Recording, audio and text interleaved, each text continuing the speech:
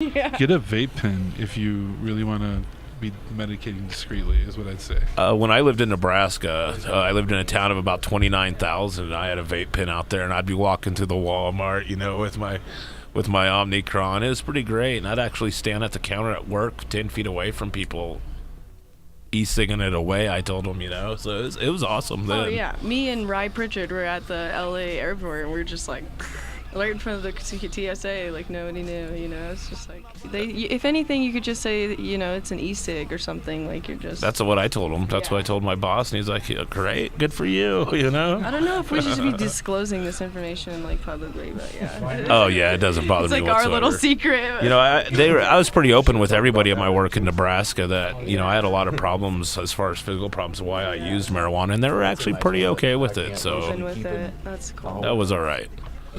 Yeah, so why do you use marijuana?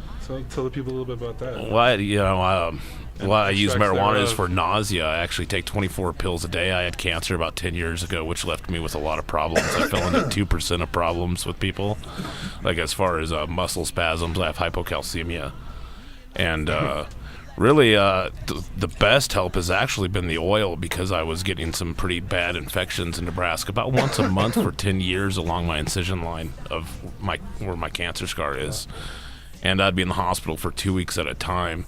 So now that I've been out here in Colorado and actually have decent access, great access to good Earls. The best off-shelf access. That I haven't had one in 4 months, and that's been the longest in 10 years that I had one, and they put me in the hospital every time just about. So you got to imagine I have 2 kids, and I've been in the hospital 2 months out of the year every year for 10 years with this thing. So it's pretty miraculous, and I shot it from the rooftop. So when people say, oh, you're just smoking that to get high, well, sometimes, yeah, I sure am, but a lot of times, it actually is, it's saving my life. So it's a great thing, and it needs to get out there.